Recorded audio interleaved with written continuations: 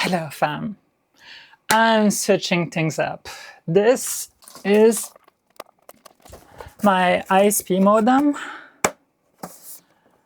and I'm sending it back. Officially, I'm switching to the new modem to have 5 gig internet instead of 1 gig. But, I mean, it's cute, but it's not trackable.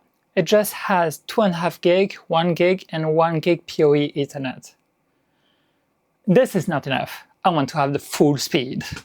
And without using Wi-Fi, yeah. It turns out you cannot aggregate the ports on the modem, so I cannot just like do 2.5 plus 1 plus 1 and kind of get to it. So I'm gonna build my own router. I'm not saying it's a good idea.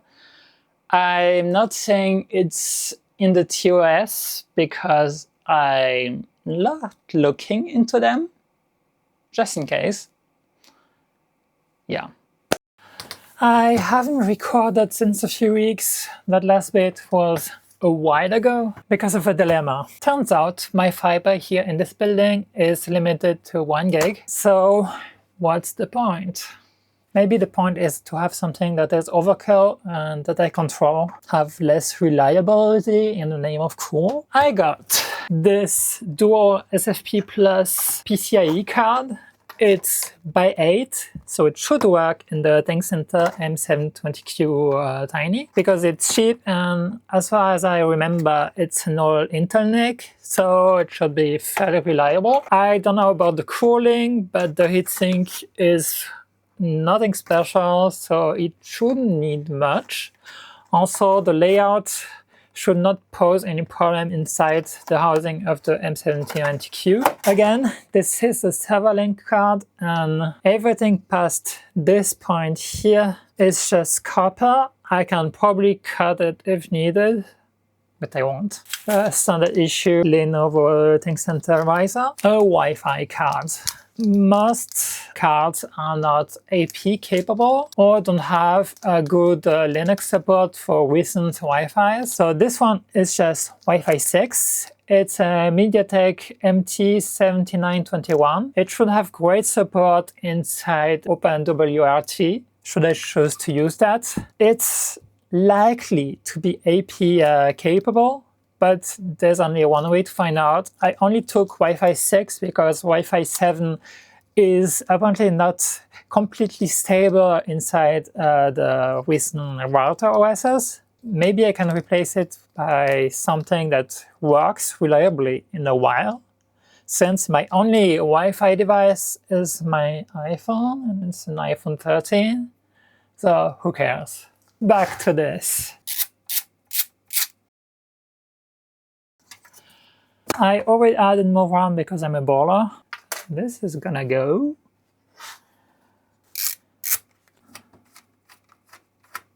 Dun, dun, dun, dun.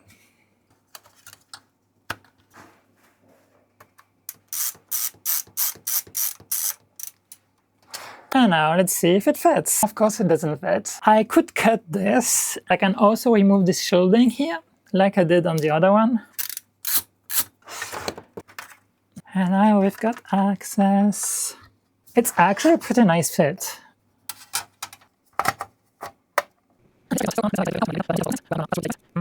And it just wouldn't enumerate. My building just got wired for 5 gigs, so I'm gonna get at least 2.5 gigs of fiber in a few weeks. I also returned that card that wouldn't work and ordered a Mellanox Connect X3. I'm not sure I'm gonna change my whole network to 10 gigs yet because I'm not sure I actually need it. But I want the 2.5 gigs and management, so I'm gonna try to make that happen with my router. Once again, this is a few weeks later, and I finally got a Mellanox NIC. Let's see if it works. And slot is from the top.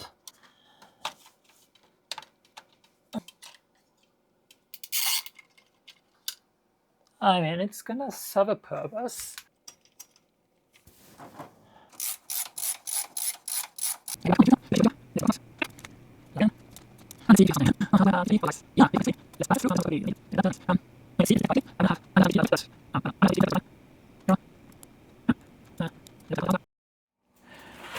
I'm calling it quits, and I don't do that very often. It's very cool. I currently have it set up so that I have one SFP port that has my fiber coming in and the other one that goes directly to my switch, two SSID, and that means I can tag them with two separate VLANs. But on the other hand, my ISP modem is doing a lot in a very compact and quiet way. I'm actually mostly limited by the 1 gig uplink.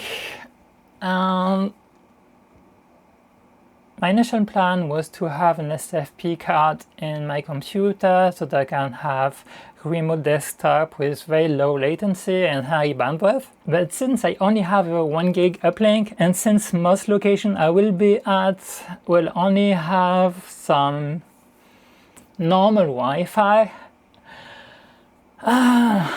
that's the hard limit. I don't need to chase something faster, and I don't need to tag all my devices using VLANs when actually port isolation in a managed switch exists. Currently, and since 2 months, I'm using my Sodola switch, and I set some ports up with port isolation so that I have a Node AP as an IoT AP, and that port only has access to the internet, to itself, and to Home Assistant, and the rest is basically open because I trust myself.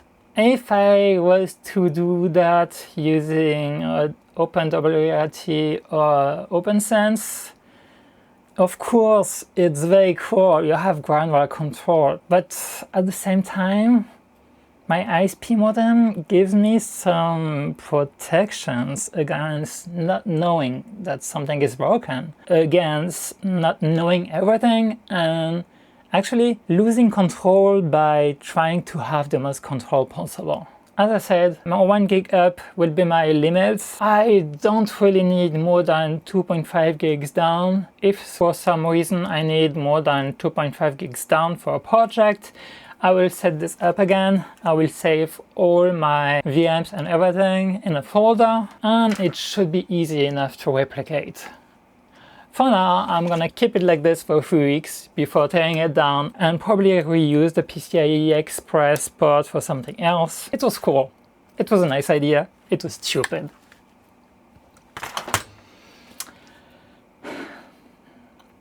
The better route would have been to use the OpenWRT Banana Pi for a very competitive price depending on the feature you actually need.